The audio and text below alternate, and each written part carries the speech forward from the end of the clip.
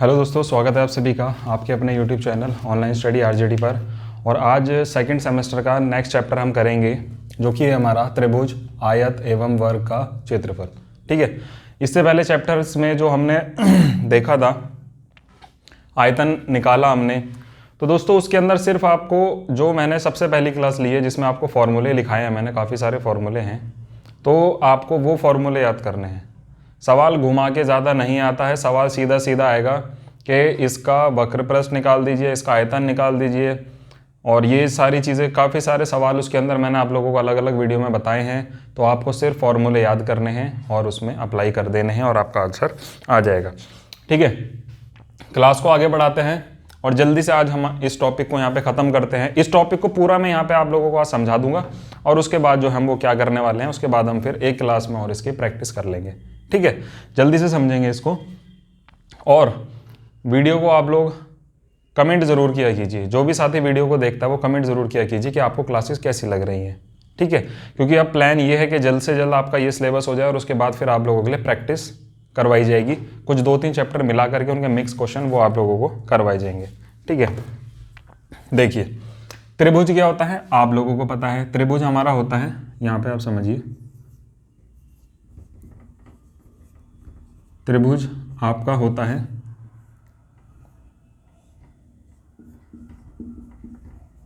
Triangle. यही तो होता है।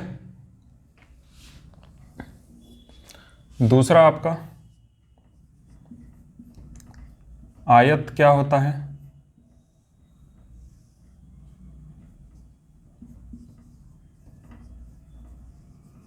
रेक्टेंगल।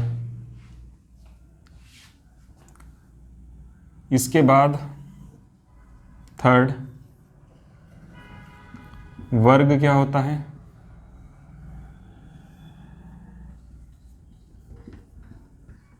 स्क्वायर। ठीक है, ये आपका होता है। उम्मीद करता हूं यहां तक आप लोगों को विजिबल सही से होगा। ठीक है, तो आपका त्रिभुज हो गया, आपका ट्रायंगल हो गया, आपका आयत हो गया और आपका यहाँ पे ये वर्ग हो गया। इसको हम देखते हैं कि अब इसमें हमें आगे क्या करना है। ठीक है, अब इसमें पूछ रहा है कि इसका हमें क्षेत्रफल निकालना है। भाई आपको एक ट्रायंगल दे देगा और ट्रायंगल में बोलेगा कि इस ट्रायंगल का क्षेत्रफल निकालिए आप। ठीक है, इसका क्षेत्रफल निकालिए। आयत दे देगा और पूछ लेगा आयत का क्षेत्रफल निकालिए। स्क्वायर दे देगा, स्क्वायर का क्षेत्रफल निकालिए। तो सबसे पहले तो हम सिंपल यही जानेंगे कि अगर हमें ट्रायंगल दे करके और ये पूछ रहा है कि इसका क्षेत्रफल निकालो तो हमें कैसा निकालना है, क्या फॉर्मूला लगेगा, वो देखते हैं। हमेशा जो इसका फॉर्मूला होगा, यहाँ पे आप समझिए, त्रिभुज का क्षेत्रफल, शॉर्ट में लिखता हूं मैं, त्रिभुज का क्षेत्रफल फॉर्मूला होता है इसका 1/2 गुणा आधार गुणा ऊंचाई। ठीक है, गुणा आधार गुणा ऊंचाई। क्यों?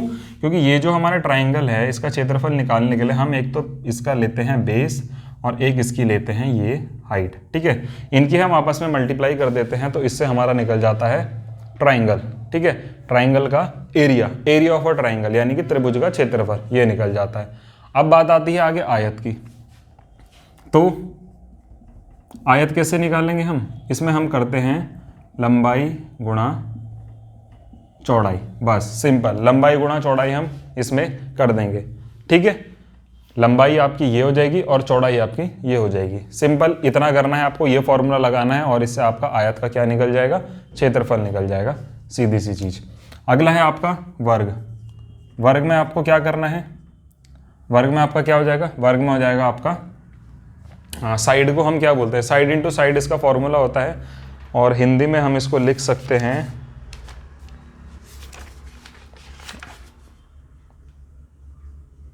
भुजा की घात 2, यानी कि भुजा गुणा भुजा, ये लिख सकते हैं, या फिर लिख सकते हैं भुजा की पावर 2, ये हम लिख सकते हैं इसमें।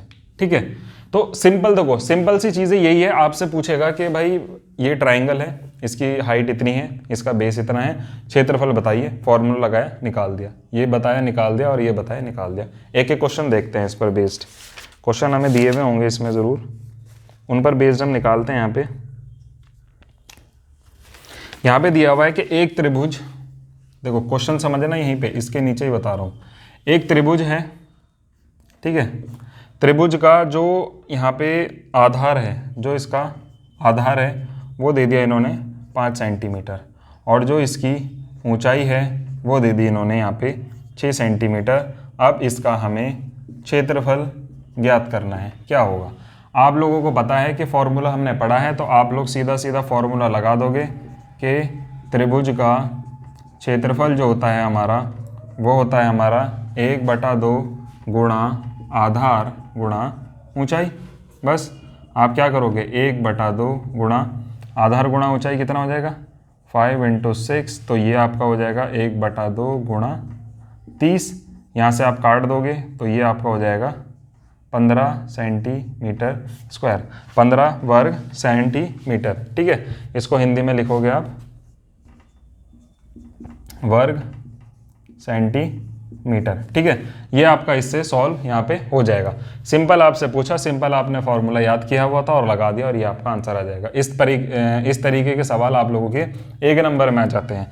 2 नंबर में कैसे आएंगे वो हम जब इसकी प्रैक्टिस क्लास करेंगे, यानी कि जो आने वाली हमारी क्लास है उसके अंदर। अब देखो बेस ये था कि आपने इन चीज़ों से समझ लिया है, फॉर्मूले तो ये देखो याद करने पड़ेंगे आपको। ठीक है, इसके बाद जो हम अगली प्रैक्टिस क्लास करेंगे इसमें, उसके अंदर इन फॉर्मूले पर ही बेस्ड अलग कौन सा सवाल वो दे देगा जिस पे आपको यही फॉर्मूला लगाना है और आंसर निकाल देना है, और कहीं कोई दूसरा फॉर्मूला याद करने की जरूरत नहीं है। इसी पर बेस्ड आप सारे इसके सॉल्व कर दोगे, सारे एरिया वाले जितने भी क्वेश्चन इसके आएंगे। ठीक है, अगला है रेक्टेंगल।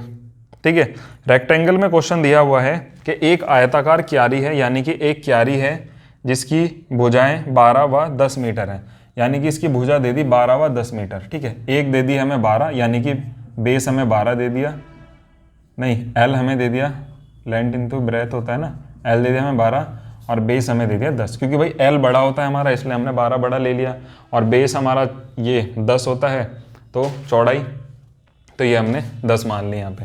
ठीक है, अब इसका फॉर्मूला लगा दो यहाँ पे, आयत इज इक्वल टू आयत का क्षेत्रफल। ठीक है, इसको ये मत सोच लेना कि ऐसे ही लिख दिया, आयत का क्षेत्रफल लंबाई गुणा चौड़ाई, ये आप लोगों का हो जाएगा। तो आपने क्या लगाना है यहाँ पे, 12 गुणा 10, तो ये आपका हो जाएगा 120 वर्ग सेंटीमीटर।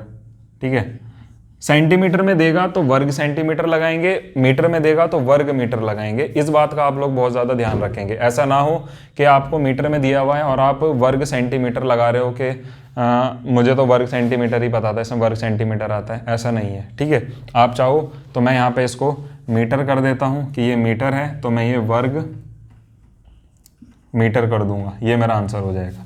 ठीक है, तो ये गलती मत करना क्योंकि इसमें फिर नंबर कट जाते हैं, इसमें स्टेप मार्किंग कुछ नहीं करेगा, वो सीधा काट देगा क्योंकि ज़्यादा बड़ा सवाल ये है नहीं। अगला जैसे यहाँ पे दिया हुआ है कि किसी वर्ग की भुजा जो है वो 3 सेंटीमीटर है, वर्ग की भुजा 3 सेंटीमीटर दे दी, यानी कि एक वर्ग है उसकी जो भुजा है वो 3 सेंटीमीटर दे दी, उसका क्षेत्रफल बताना है। तो हमें पता है हमारा वर्ग का जो क्षेत्रफल है वो है हमारा भुजा की घात 2, तो क्या होगा, भुजा कितनी हमारी 3, 3 की पावर 2, तो कितना हो जाएगा 3 × 3 कितना हो जाएगा 9 सेंटीमीटर स्क्वायर। ठीक है दोस्तों, तो उम्मीद करता हूँ ये चीज़ आप लोगों को यहाँ तक समझ आई होगी। जो 3 चीज़ें यहाँ पे मैंने बताई आप लोगों को, इसी प्रकार का फॉर्मूला आपको देखने को मिलेगा, इसी प्रकार से आप लोगों को क्वेश्चन भी सॉल्व करना है। ठीक है, अब इस वीडियो को मैं यहीं पर क्लोज करूंगा। क्यों?